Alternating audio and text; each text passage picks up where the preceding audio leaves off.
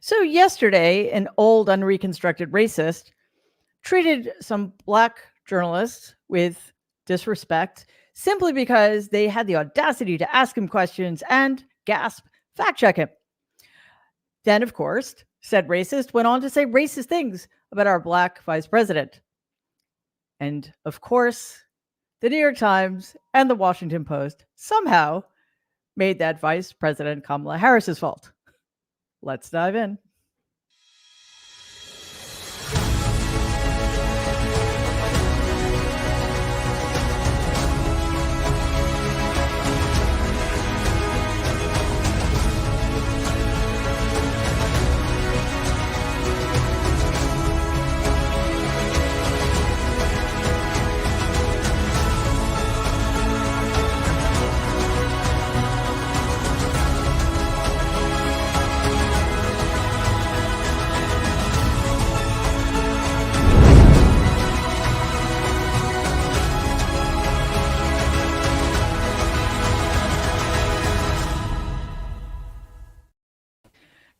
Hello and welcome to today's episode of the Nerd Avengers. It is great to be here. Thank you to our viewers and commenters, and thank you to the nerds. It's great to see everybody.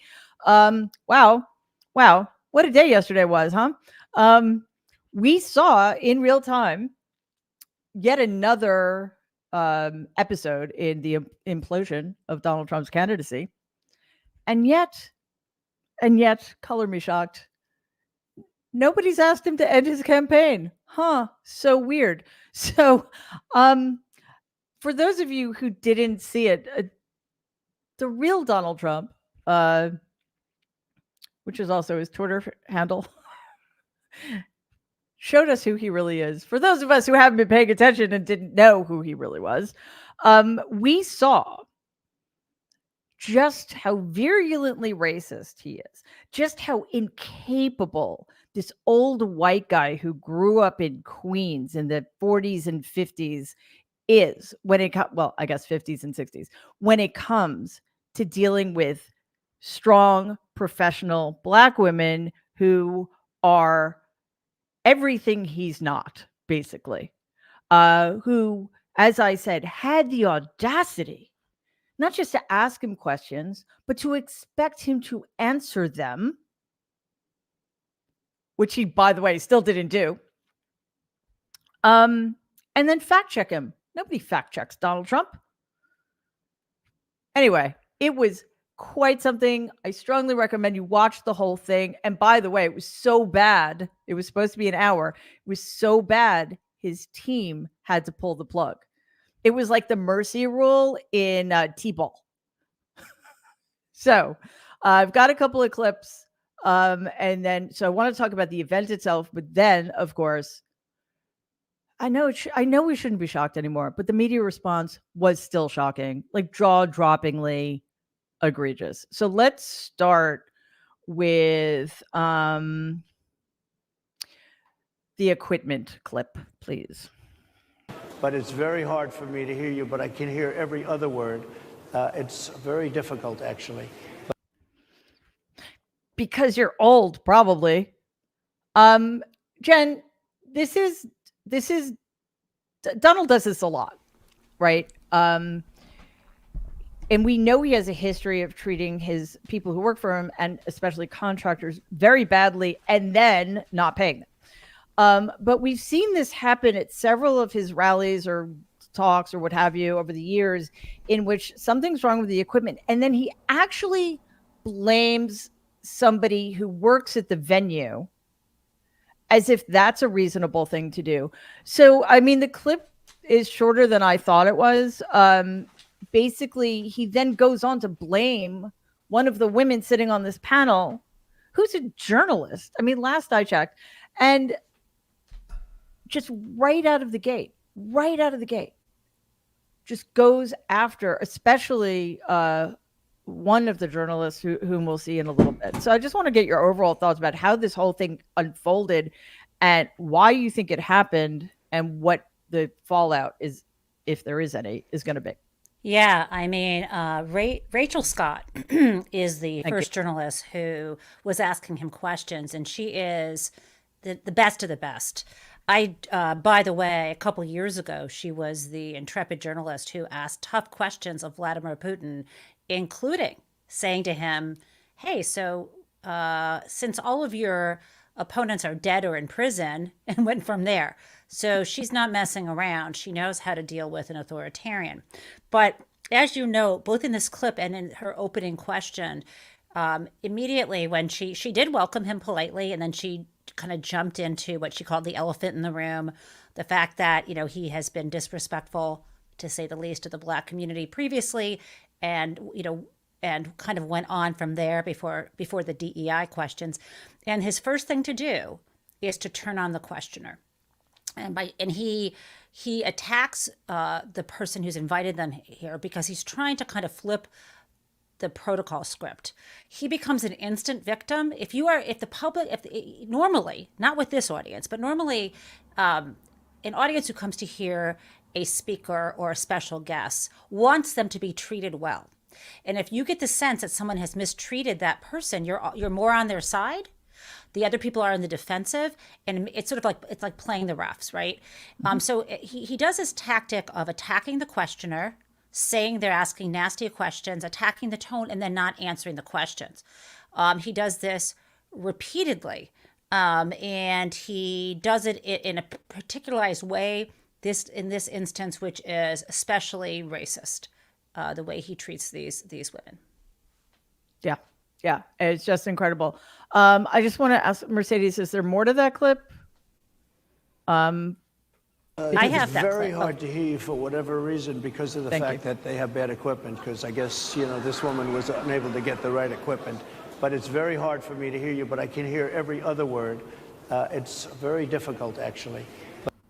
Yeah. Totally her fault. Totally her Yeah. fault. Right. This woman. Right. This woman, Tara. I mean, these are three people who, in my view, I mean, look, I don't know. I don't know how this happened. I don't think Donald Trump should ever be platformed, but it turns out that he probably did us a favor. However, they are the best of the best. They're professional people, and he doesn't even have the courtesy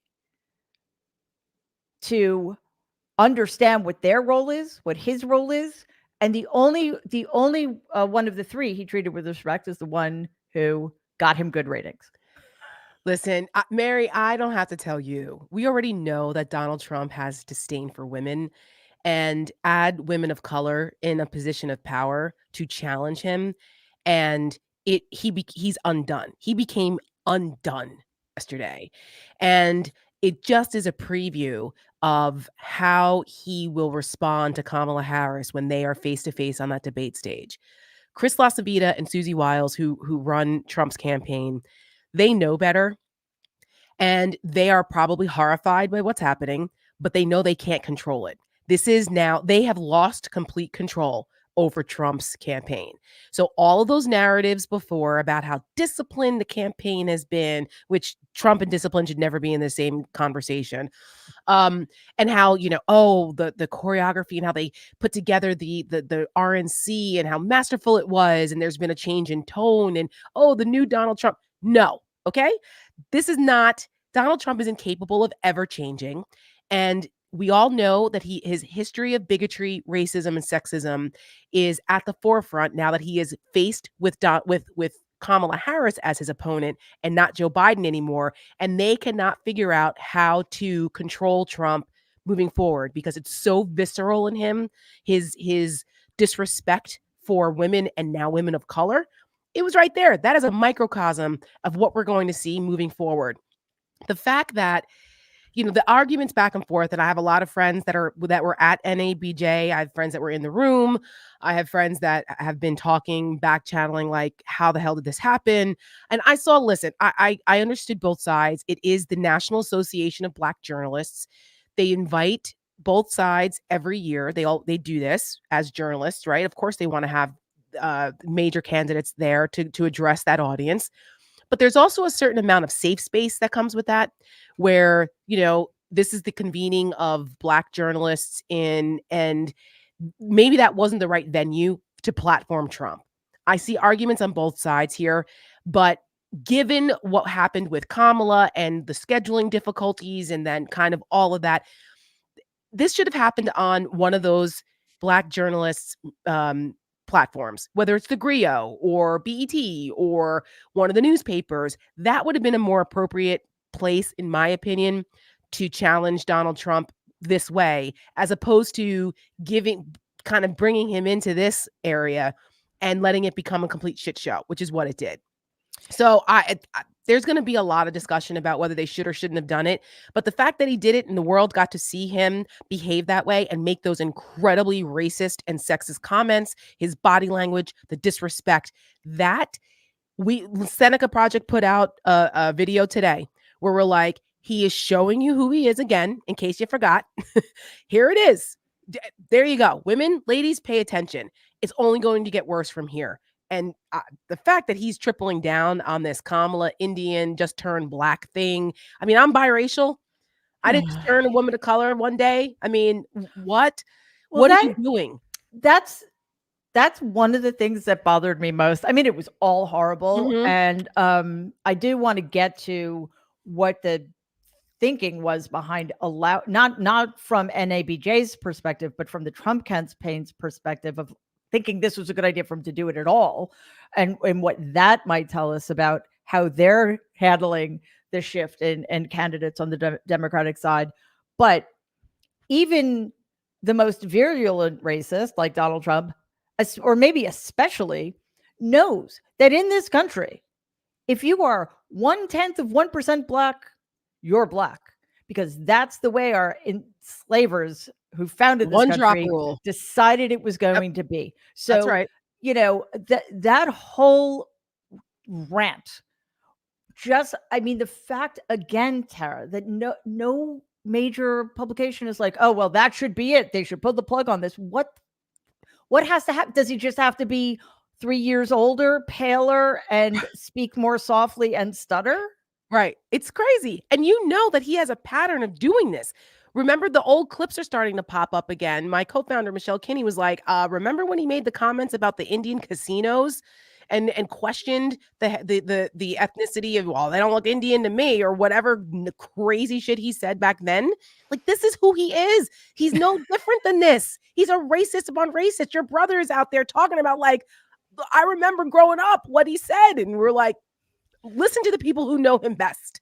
Yeah. And I want to play I guess it's the ABC clip. Notice ABC doing any publicity on it, George. Oh, we cover you extensively, sir. I'd love to move over onto different topics. I didn't notice you do any publicity on it at all. I won the case, the biggest case. This is an attack on a political opponent. I have another one where sir, I have a hostile judge. We have you for a limited time, sir. I'd love to move on to different topics. Excuse you. You're the one that held me up for 35 minutes, just so you understand. Okay. Waj, I'm not gonna say anything. I'm gonna let my head explode quietly. Fuck. Sorry. It's unbearable. It's unbearable. Like, honestly, who looks at that behavior and thinks, oh, yeah, that's a guy I want in charge. I want somebody who treats people like that in charge just because, I don't know, they don't have my skin color, or because they're women, or whatever, fill in the blank. I mean, how is it possible that we're still here? I remember that this was 4 years ago, several millennia ago, it feels like. It must have been very shortly after my first book was published, and I was on Christiane Amanpour's program, and she asked me about Donald's use of the N-word. And I said, or she asked me, or the family's use. And I was like, yeah, of course they did. And she was like, how can you say that so casually? It's like, because I grew up with these people. Can you point to an example?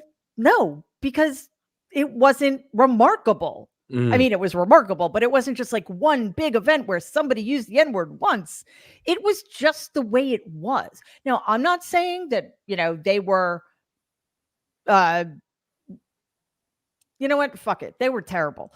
They were terrible racists. Tell us what you really think. Yeah, well, I'm sorry to soft pedal it, but I mean, so watch, here we are 4 years later, and it's still like, wait a minute, do you think he uses the N-word? Do you think he really meant to be racist? What seriously, I mean, what else does it? We're Oh, here 9 right. years later, and Yep. Donald Good was point. a public figure. We're here Actually, if we go back to the exonerated 5 that's exactly what I was about to say. or This is 19, about yeah, the you go. 70s with him and his dad being sued for their racism against black tenants. This is 40 years. This man, let me just say something that other people can't say, especially in our profession. Donald Trump is a racist. He has always been a racist. It is okay to call him a racist. The year is 2024. The water is warm here. Come, call him a racist. You can use the word racist in your headlines. You can use the word racist in your commentary. You can use the word racist when it is written by your writers and producers in the teleprompter. He has always been a racist. He behaves like a racist. He has not changed. He has not become serene. He has not become a unifier. He has not all of a sudden, excuse me, healed and become pensive. And every single reporter and journalist, after having seen him for 9 years, who 2 weeks ago tried to gaslight us and tell us that he has changed, retire. Please retire. You have money. You come from money. You've married into money. Just leave. Go do something else. Leave this to the rest of us, because there's too much at stake. And, I'll give you an example. I'm sure we're going to talk about this. Even after, and we still haven't even talked about the full spectrum of racism that he unleashed at that NABJ conference. I unfortunately saw the 35-minute panel. This was the Washington Post headline, all right? Kamala Harris faces a pivotal moment as Trump questions her identity. I'm not making up, Are you folks. kidding me? Wait, hang on a second. Hang on Wow. a second, Raj, because I think we need some documentary evidence. If we could play just for today's show the headline that Raj just mentioned. There's I'm also going to one play from- that. there I you go. have it. There we go. Oh, sorry. Harris faces a pivotal moment as Trump questions her identity. I mean, okay. So, Waj, I don't know. And if the New you're- York Times was just as bad, and I caught it in real time. And me and Here we several go. others were like, "There you go." Trump says Harris became a black person only recently. Does he Jesus. say that? Did he really say that? How? Thank you for alerting us to the fact that he really said that. However, did you know that the Washington Post? Yep. Okay, so they revised their headline because clearly they got pushback. Why? Do you remember precisely what they said? What the I new don't, headline was? but Trump falsely, I think it was Trump falsely says Kamala Harris isn't a black woman, something like that. It's which this. is slightly better. Donald's attack, I always translate when they mean Trump as in Donald Trump, I always translate it into Donald. Sorry, I have to. No, why are you It's saying sorry? I compulsory. should translate into Donald also. I'm sorry. Donald's attack on Harris's racial identity, because that's what that was. I think there's a word for that. I keep forgetting what it is. But anyway, Donald's attack on Harris's racial identity moves contest into new phase. Oh yeah, that was. I mean, look, we laugh so we don't cry. And Well- Tara, I see her reaction right now. She's like, "No, he didn't." And yes, so I kept the receipts. This is where we are. And if I may, Wait, Tara, you're muted. Go ahead. Because Oh, sorry, Waz. I was Okay. just saying, I'm like reacting like this because as a woman of color who is biracial, I've had to deal with this bullshit my entire life. And it's like, how dare these people continue to do this? Like, I'm sorry, mediocre people who are threatened by those of us with color in our skin, but we're the future. Okay, get over it. Take a look around. Biracial kids are everywhere. This is what God intended. So, like, the old white men racists who are scared to death of the browning of America need to cut the shit. Like, I'm so tired of it. And the media continuing to normalize this as if it isn't what it is outrageous. Stop telling both sides of a lie. You're not obligated to do that. I'm sorry. It riles me up. Do not No. apologize. It's Honestly, like, enough. How can we not all be at 11 all the time? Like, Waj, this is a layup. You don't, I mean, this is one of those crystal clear moments in journalism where you have permission not to play both sides. You have permission to tell the straight down the middle truth that this man is a racist and should not be allowed to run for the presidency. And that's leaving aside all of the billions of other reasons that he shouldn't be allowed to be running for the presidency, right? So it's almost like, I mean, it's always felt purposeful, but now it just feels like they're messing with us. I mean, yes, and Jen says she has a clip. So I think for those who haven't seen it, you want to show the clip because it's even worse. And I'll do a quick comment on the back end. Is that cool, Mary? Yeah, of course. Follow up, Yeah, sir, and then we'll move on to other questions here. Some of your own supporters, including Republicans on Capitol Hill, have labeled Vice President Kamala Harris, who is the first Black and Asian American woman to serve as vice president and be on a major party ticket, as a DEI hire. Is that acceptable language to you? And will you tell those Republicans and those supporters to stop it? How do you define DEI? Go ahead. How do you define diversity, equity, inclusion? Okay, yeah, go ahead. Is that what your definition? That is give me a literally definition the words then. Would you give me a definition DEI. of that? Give me a definition. Sir, of I'm that. asking you a question, No, a you very have to direct define question. it. Define it for me, if you I would. just defined it, sir. Do you believe that Vice President Kamala Harris is only on the ticket because she is a Black woman? Well, I can say, no, I think it's maybe a little bit different. So I've known her a long time indirectly, not directly very much. And she was always of Indian heritage, and she was only promoting Indian heritage. I didn't know she was Black until a number of years ago when she happened to turn Black, and now she wants to be known as Black. So I don't know, is she Indian or is she Black? She is always But you know identified what? as a Black woman. I She went to a respect historically either Black one. college. I respect either one, but she obviously doesn't, because she was Indian all the way, and then all of a sudden she made a turn and she became a Black person. Just to be clear, sir, do And you I believe think, that I think she is somebody should look into that too when you ask continue in a very hostile, nasty tone. It's a direct. Okay. I mean, oh my God. I don't know why that's there, but if we could put that away for a second. Thank you. By the way, this is entirely my fault. I was not prepared for the show as well as I should have been. So we're sort of like a tag team effort today. So thanks everybody for making up for my mistakes.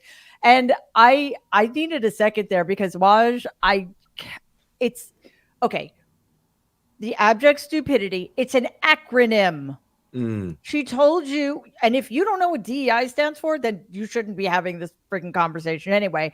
And then if you're saying you don't know what the words diversity, equity, and inclusion mean, then you need to fuck all the way off, right? That is the least of the problem in that clip.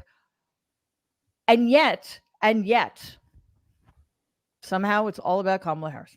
You know, I know Brian hasn't talked. I know Tara has to leave in 5 minutes. Let me quickly say this. I'm glad you played the clip because, like Tara, a lot of people haven't actually heard it. They saw the headlines and the headlines. Oh, I heard it. I watched Once you hear it in the context of what we've been talking about, go back and look at that New York Times and Washington Post headline and ask yourself why. That is a dereliction of duty. And the reason, Mary, you've asked this a couple of times, is because our institutions are incapable and unwilling to hold Donald and MAGA accountable. They do a both sides false equivalence, and the both sides is completely asymmetrical. You have not seen any Democrat in public at a Black conference tell Black people who is Black and who isn't Black, question the racial identity of Kamala Harris. And furthermore, there's another clip that you didn't show that Rachel Scott, the ABC moderator, asked that question on the back end of providing 10 years worth of receipts of him being racist and anti-Black, and he never I have that mentioned clip too. Yeah, so no accountability, Mary, no pushback, and the lack of accountability and the lack of pushback is a failure of modern journalism, which I believe has allowed Donald to stay at 45%. But in a strange way, the reason why this kind of helps Kamala Harris is because it's the year 2024. I think people are sick and tired of this. 34 million people are biracial. And by the way, you know who's also biracial? JD Vance's kids. Right. And some Indian little kids. Busha Vance, call your office, honey. And so the question that I did, sometimes humor is the best way. I need to know right now, Tara, when did you turn Black? Yeah. When did you turn Black, Tara? Tell us. When my mother birthed me from her loins, okay? My white mom, who birthed me from her loins with my, Guatemalan Afro-Latino father, like, it's in my DNA. Okay. So why did you make that choice? Yeah, like what? It's just outrageous. And just to say about the DEI point, DEI is the new N-word for these people. Yeah. It is. And so they say it with such disdain. Because that's what they mean. That's right. It's now DEI. Yeah. And let's never forget that. It's not a dog whistle anymore. Not even close. And Tara, I know you have to leave. So if you want to add any last thoughts before I give Brian a huge amount of time to make up for the fact that he hasn't talked yet. Listen, I just want to make the point that just because the country is changing demographically and that there are lots more biracial families and children out there that look like me, we are not lesser than. And that doesn't make the country any lesser than. This idea of going back to making America, quote, great again, whatever the hell that means, it means a time where people who look like me and the blended families that we have now were not accepted. They were considered lesser than. And in some places, it was illegal for in many states across the country. Loving versus Virginia was the case that turned that around. So, I mean, I just don't understand at this point how there can be such dereliction of duty on the part of the mainstream media that this is what they're doing, given how blatant the attacks are on people of color, of women, coming straight out of MAGA. They're unapologetic for it. Unapologetic. And this is who they are. So it takes us to continue to point that out and to hold them accountable and say, and call it what it is. We need to say what it is and be unapologetic for it, because we've got less than 95 days at this point now, and it's a sprint. And Kamala Harris at the top of the ticket has reinvigorated this country and is forcing those MAGA misogynists and the racists and the bigots to have to confront what a future looks like, what the next generation looks like in America. And that's the binary choice in November. Yeah, absolutely. And I would just say quickly, Brian, before Brian, I hand off to you, that it's people like that who are making this country lesser than, who want to hold us back, who want to bring us back. We won't go back. We got to fight against that with every ounce of our being. Thanks, Tara. Thanks, guys. Don't tear up before you leave. Yeah. It wasn't a failure of mainstream media. The National Association of Black Journalists showed what the media can do. My friend April Ryan was upset that Trump was there, but I want you to say it was a masterful stroke for him to be on that stage and show him up to be the ass that he was. The questions that were asked were from mainstream media. And I think that moment on that stage will be the turning moment in the campaign. And we will be looking at this for years to come as an example of what went wrong with the Trump campaign. That's the moment he lost the presidential race. Let's hope so, my friend. Just hoping. Let's hope so. Can I ask you a question about that? Because I know you have a lot to say, but I want to focus on this for a second. Why his campaign thought this was a good idea, even though this is, shall we say, not in his wheelhouse. And two, just highlight a little bit about the ways in which these three women, I think particularly Rachel Scott, held the line in a way that was strong, brilliant, and needs to be replicated. Well, it was to unpack it all. First of all, they put him there because they're arrogant and ignorant and arrogant. Number two, and probably most importantly, I just want to point out the obvious. Donnie, your ear looks fine. That was obvious. For having your ear shot off, it miraculously recovered. And I guess perhaps for those evangelicals out there, it's proof that the Lord is with him. But for the rest of us, it's a proof that he lied his ass off.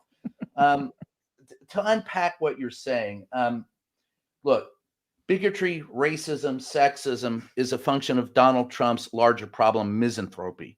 He hates all equally. True. And putting him on the stage highlight that. He thought he could come on arrogantly and bulldoze these people as he does others. The fact that the journalists, look, I have some of my favorite journalists. I worked with Harris Faulkner in San Antonio years ago. I know the others that were on the panel. April Ryan, we call each other brother and sister. We went through hell together in the Trump administration. And I want to unpack this part. The thing that I found most disingenuous was Donald Trump bitching about the technical problems and the delay.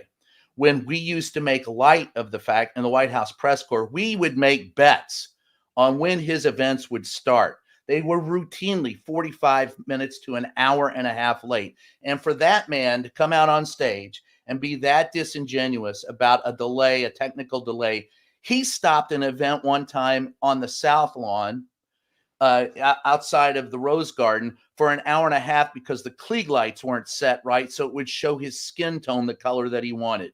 The man is a master at manipulating. He was unhinged the moment he walked on stage. He stayed unhinged. He was uncomfortable. And for the arrogance of his staff and him to think that he could dominate that event shows you just not, I mean, we can make fun of his weirdness as we talked about on Tuesday, but never for a minute lose the fact that this is a danger, that this man is so arrogant, so ignorant, and so sure of himself that he can come out and just win over, or not even win over, but bully an audience. That's all he is. Asking direct questions of Donald Trump and embarrassing him with the facts is the key to making sure that Donald Trump isn't in the White House again. I asked him once, I said, how can you be the law and order president when you're constantly breaking the law? They sat and asked him very serious questions about his racism, which he could not answer. And he delayed the DEI answer, not because he didn't know what DEI was. It's because he was floored with having to defend his racism in front of people who simply weren't going to take it. He's so used to others equivocating for him and accepting his bullshit that when someone stands up to his bullshit, you expose him for what he is. So hats off to those who did that. More of us need to do that. The fact that corporate media has not done that is a function of money, fear among the people who are in the media, who own the media, that they're going to lose out access and money, advertising revenue. Money drives it. And the fearful people they put in place as reporters to ask the questions, it's a feedback loop. They put ignorant people out there who are afraid to challenge the president of the United States, and they're happy that, or the former president, and they're happy about that. And I don't want to call them weird anymore. I just want to call them, like crazy corporate criminals and call them the CCCP and see how they like that and flip, because they're the real authoritarians. That Donald Trump at the end of the day is nobody faxed Donald Trump. They did. I'll end it by saying that it was also, when you said at the beginning, Mary, why don't they replace Donald Trump? It's problematic at this point.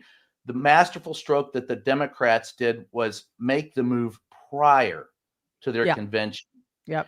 The Republicans have a much harder time replacing Donald, and Vance for that matter. And, he's on his barefoot and pregnant kick and the crazy cat lady trope. He's an endless, mindless shapeshifter.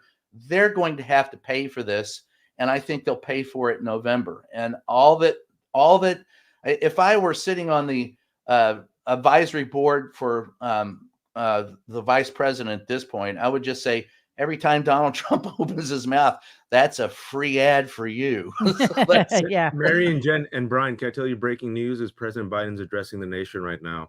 Yeah, I've got it on the other channel. Yeah, we're going to have some clips soon. Mercedes is going to grab them and we'll be playing them. Excellent. Okay, I want to also look at I almost said President Harris. Wonder why. I want to look at her response. Trump spoke at the annual meeting of the National Association of Black Journalists. I just want to say, on a personal note, I much prefer it when she calls him Donald. It makes my day. And it was the same old show.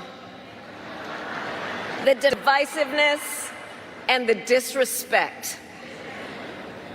And let me just say, the American people deserve better. The American people deserve better. The American people deserve a leader who tells the truth, a leader who does not respond with hostility and anger when confronted with the facts. We deserve a leader who understands that our differences do not divide us. They are an essential source of our strength. Jen? Yeah, she's brilliant here because the first thing she does as a rhetorical device is make it about the country, not about herself. Yes. Because when you're explaining, you're losing. So she did not go up there and provide evidence for the fact that she didn't turn black yesterday. She doesn't even dignify that with a response. She allows other people to do that for her, which we can.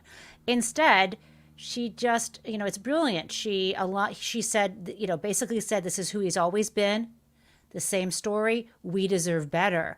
It was the most dignified response. And it wasn't, the whole, like, when they go low, we go high. It wasn't that.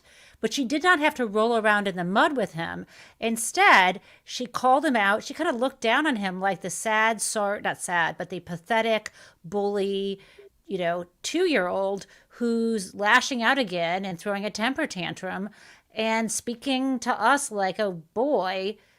Can't people get this guy under control? It's like the Republican Party are the negligent parents who are letting their toddler run around and, knock everyone's glasses off their, table at a restaurant and screaming, racial epithets at everyone around. And she says, like it is, don't we all deserve better? Yeah. Yeah. And Waj, one of the things that I've heard other people say or point out is that one of the things that Harris is doing really well, not just since she became the candidate, but even as vice president, she's keeping her speeches short. She's keeping them punchy. She's getting right to the point. They're not, as somebody put it, longer than hour-long stem winders. And Jen makes a good point too. It isn't about her. It's not none of this aggrieved, poor me. This is all about me bullshit that Donald traffics in because he doesn't have anything else. So I'm just curious, like how you're seeing this, what continues, I think, to be a honeymoon phase, not just because they're performing so well, but Donald and his quote unquote team are performing so abysmally. If you got something to say it to my face. And she said it with a smile, right? So that was her challenge, her baiting, her mocking of Donald, but done again in a very authentic way. And she said it with a smile, casually, not sweating, not aggrieved at her Georgia rally, if you all saw it, which, as Jen said, was short, peppy, energetic, diverse. Megan Thee Stallion, she comes in, deliver those punches, doesn't sink to his level, but at the same time doesn't, grovel, doesn't take a knee, challenges him with a smile. Hold on, I'm so sorry. Do you mean this low energy performance?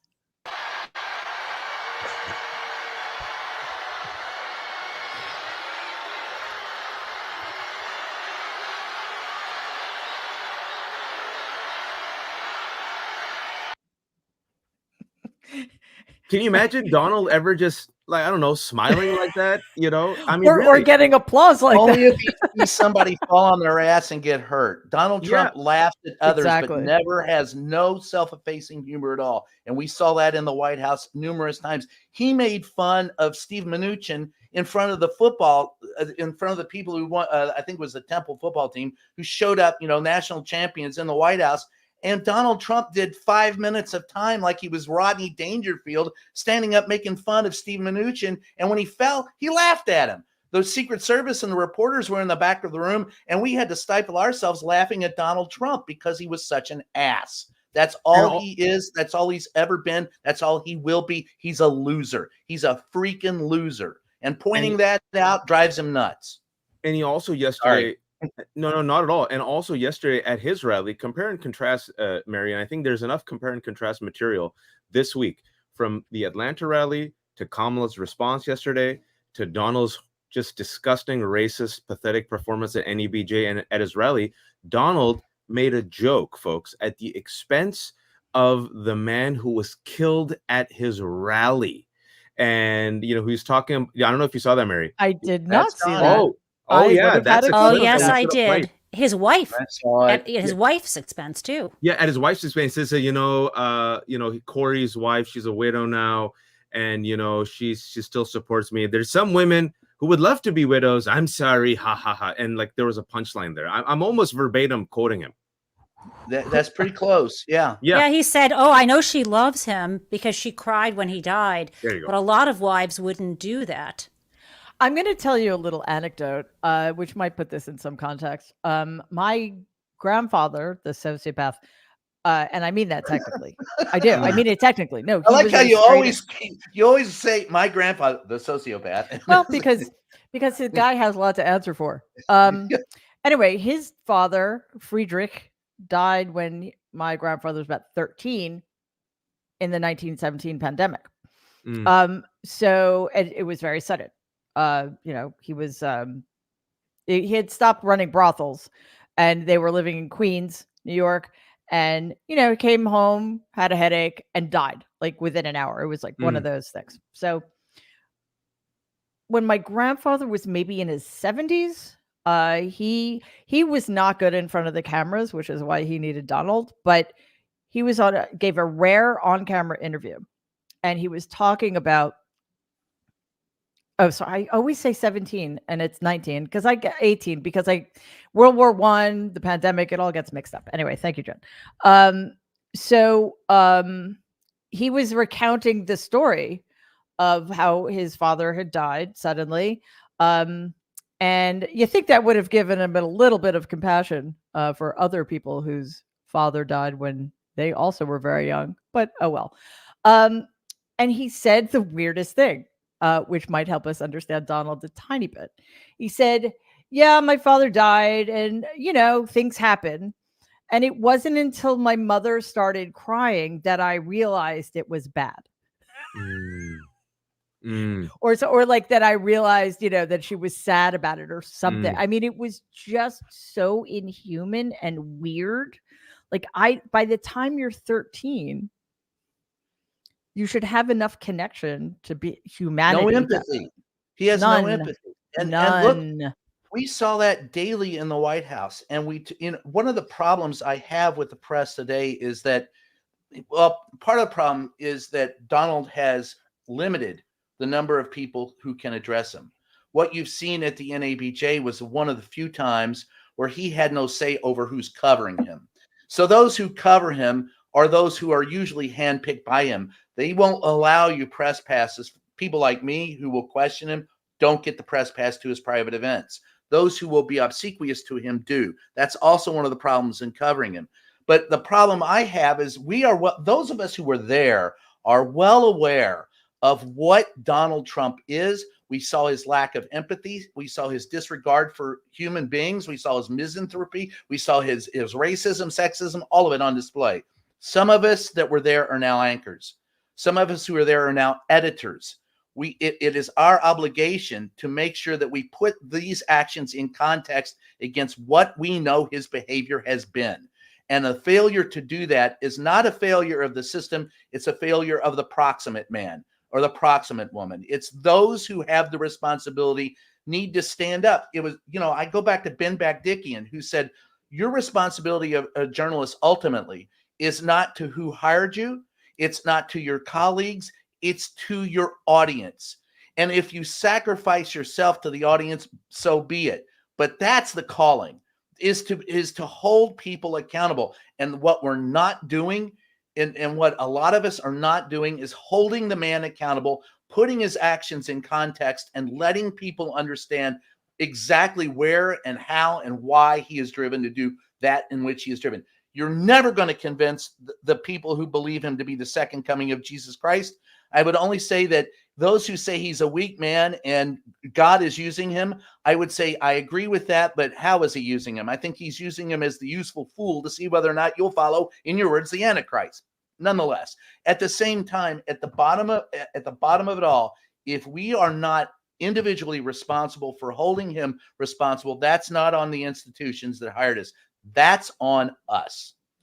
Yeah, good point. Right, Waj? I just want to put a quick pin in it. I know we want to move on to some other news, but I think this week will be pivotal in the entire race because it shows you clearly the difference between these two visions of America and these two people. And I just want to bring up another point because I think this story is so egregious and it underscores how we've normalized Trump's Donald's cruelty and lack of empathy. Your brother No. told no, No. his Let's move on. okay, never mind. Okay, so anyway, what I will say also this is look at Kamala's response to Donald's racism. Look at Kamala's response to Donald's cruelty. Look at Kamala's energy. Look at her joy. Look at how she tries to heal people.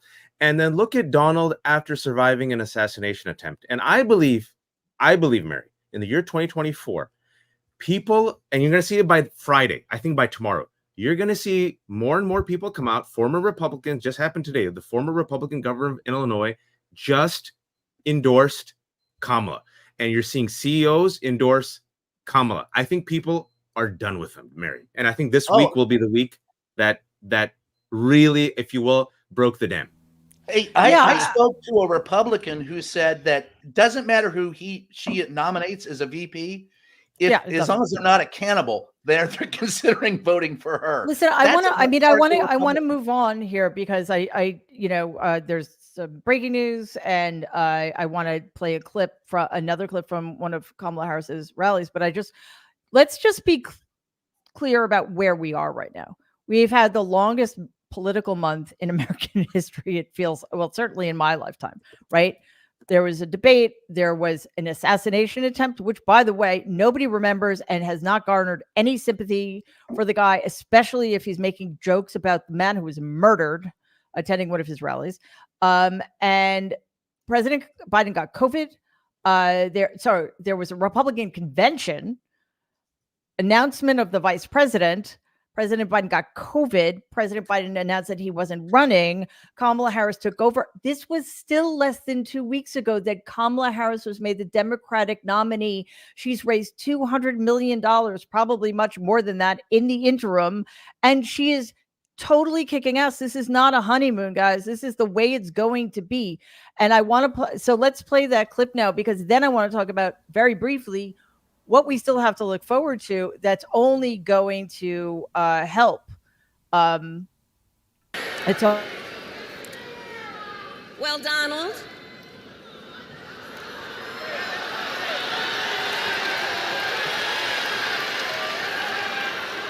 I do hope you'll reconsider to meet me on the debate stage.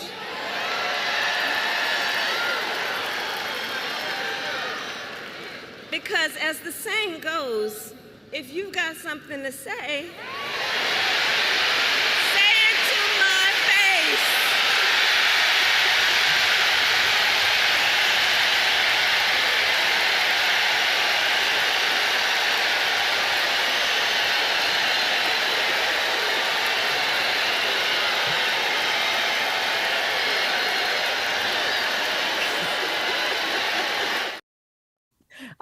I just want to bask in the ovation.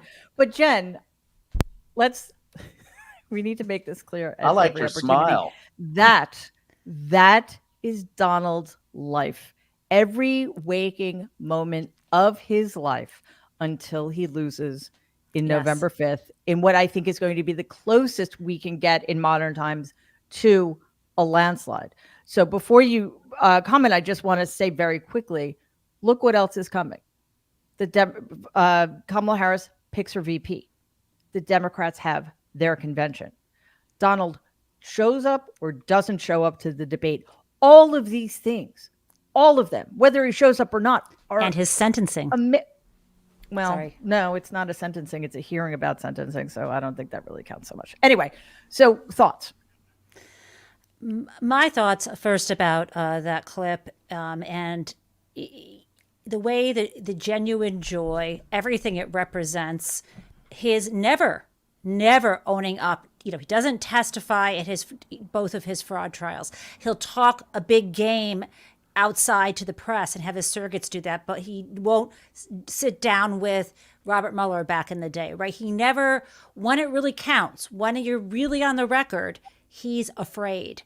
And so what we know that she is saying to us is, as Watch said, she's putting him in the worst catch-22 that he's ever been in his life. Because when she says, "Come at me, bro," and he doesn't, he's a coward and he's a pussy. That's it. And if he does, he's going to F it up, and he'll be just like what happened to Joe Biden in his mind. So also that's combined with the thing he craves the most in life, which is that complete adoration. And there she is. And there's no denying that noise in that crowd. And day by day, he's slipping away. He sees the numbers, even the Republican polls, and seeing all those CEOs run away from him. It is finally happening, people. And his level of freak out is so bad that even today, I don't know if you saw this, Mary, he's tripling down on the insult, claiming that Kamala Harris is only Indian. And it's like he is just making it worse for himself. It doesn't get better from here. Well, he hasn't yeah. yet turned to violence, but that's next. Well, I mean, Coming listen, up next this on is what America's we need Most to. Wanted. Yeah, as our friend Bob Seska says, Donald always makes things worse for Donald, and he can't help himself. The more desperate he gets, the more he's going to lash out. But we need to be very careful. I think we need to keep our eyes on two things: staying motivated, staying energized, staying joyous. When is the last time you felt like this? I mean, come on.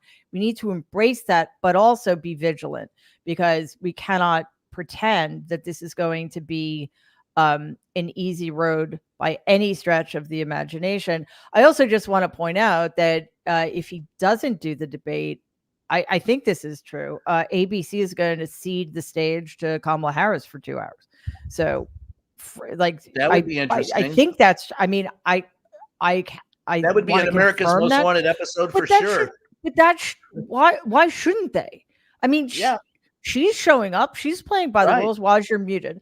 But anyway, I said right? that'd be great. I'd love to Yeah. listen to her for 2 hours. But like, why should she be punished because her opponent is a coward, right? Along with all the other things he is, And a so loser.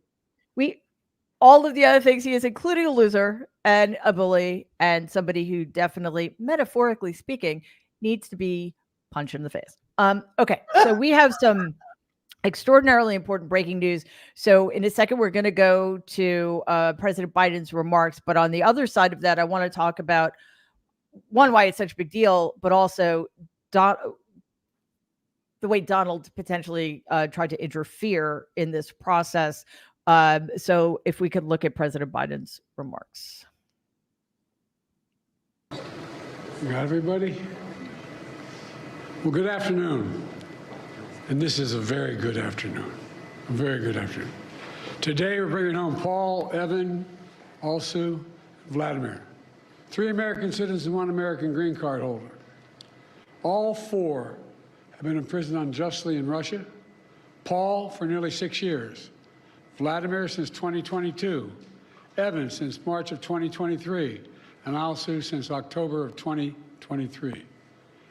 Russian authorities arrested them, convicted them in show trials, and sentenced them to long prison terms with absolutely no legitimate reason whatsoever, none. Paul, a former Marine, was in Russia for a wedding. Evan, a journalist with a Russian, in Russia, was in Russia, signed by the Wall Street Journal. Alsu, also a journalist, was in Russia to see family. All 3 falsely accused of being spies. And Vladimir was a Russian citizen by birth and holds an American green card. He's a Pulitzer Prize-winning journalist and was a pallbearer at my friend John McCain's funeral with me. He spoke out against Putin's regime, and for that he was convicted of treason. And now their brutal ordeal is over, and they're free. That is good news indeed. I can only imagine how long that took, the amount of higher wire diplomacy that must have taken.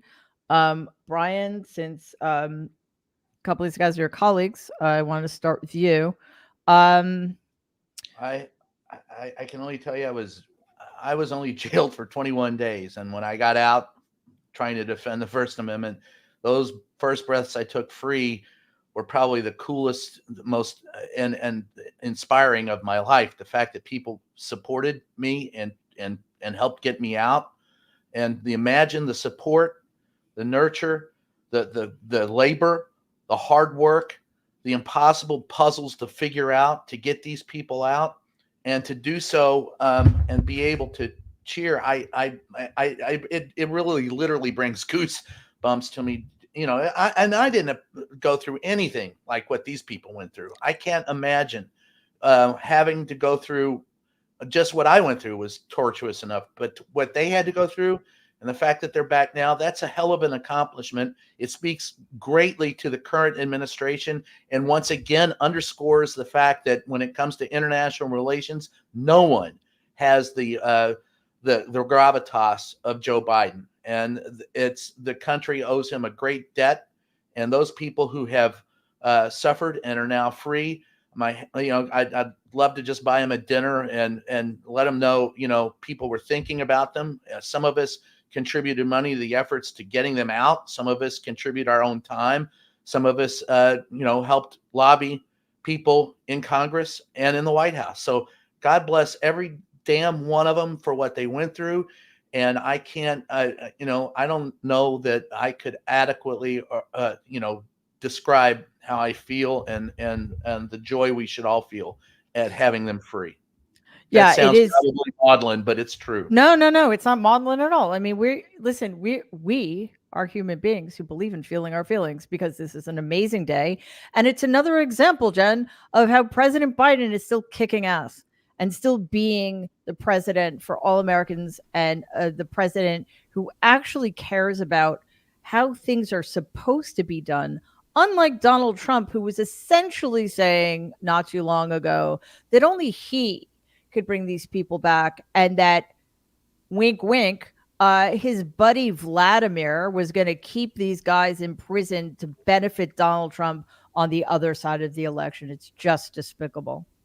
What's amazing is what we've learned now is that either the morning that he told Kamala Harris that he was going to step down and endorse her was the same time he was working on finalizing this deal. And I'm seeing Waj say in the chat. I'm going to get to Waj in a second. So, but it's what you're saying is right, and this is a reason why it's great that he doesn't need to grandstand. He doesn't need to be doing debates to be doing diplomacy. And the job of a president is complex, it's nuanced, and it's largely about trust in relationships and common sense and wisdom that you gain over the years. And yet, to win, we know you need something else. And so I think he applied that wisdom that day when he realized he had started the process of freeing these essentially hostages, these prisoners. I think that also probably felt to himself very personally. Yeah. Like it was a good way to be the last thing he did before he announced. Yeah, absolutely. And Waj, isn't there something called the Logan Act in which unauthorized Americans are prohibited? It is illegal. It is a crime for unauthorized Americans to negotiate basically behind the legitimate government's back with a hostile foreign power, or any power for that matter. Rules don't apply to Donald, as you know, Yeah. but a reporter, I will say two quick things because it's just beautiful. A reporter asked Biden, I'll quote, Trump said he could have gotten the hostages out without giving anything in exchange. What do you say to that? And President Biden, before leaving the stand, said, why didn't he do it when he was president? And Biden released, folks, 16 people in total. It is not just the release of 3 U.S. citizens and a green card holder. He also got Russians out, Russian hostages. So Russian dissidents who were placed in prison in Russia. 16 people, multiple nationalities, a masterstroke of international diplomacy, working with our allies. And also want to tell folks, as more reporting is coming out, that the Biden administration is saying that Kamala Harris was deeply involved in making this happen.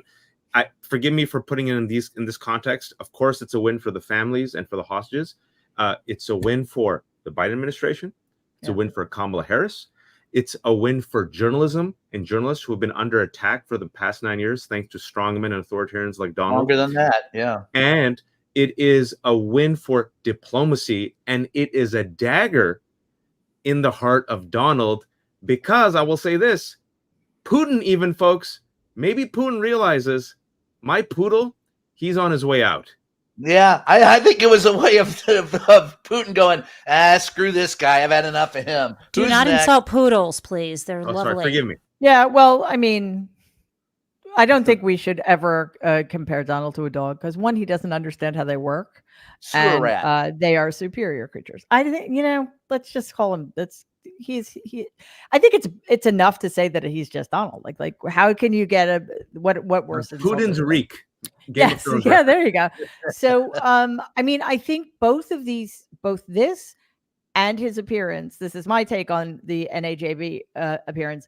I think are indicators that his campaign is on the way down, and I think that momentum, that downward momentum, is going to pick up. He's going to get more desperate because I think he made the appearance at NAJB because they're desperate, and they thought, which is weird because presumably these people know him, that it would be a good venue for him. I don't know why, but when you're desperate, you make stupid mistakes like that. So He always let's does.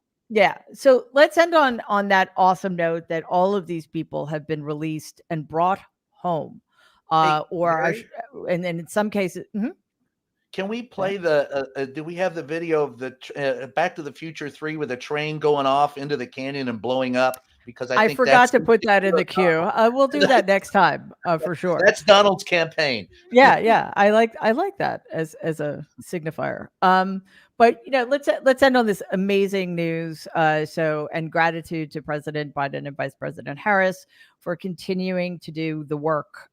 We appreciate it.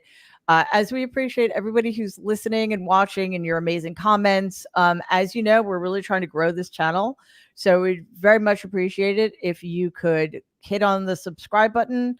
It doesn't cost anything. It just means you're going to be informed every time new videos drop. And also, if you could like and share the video with people you think might be interested in hearing what the nerds have to say. And who wouldn't be, quite honestly.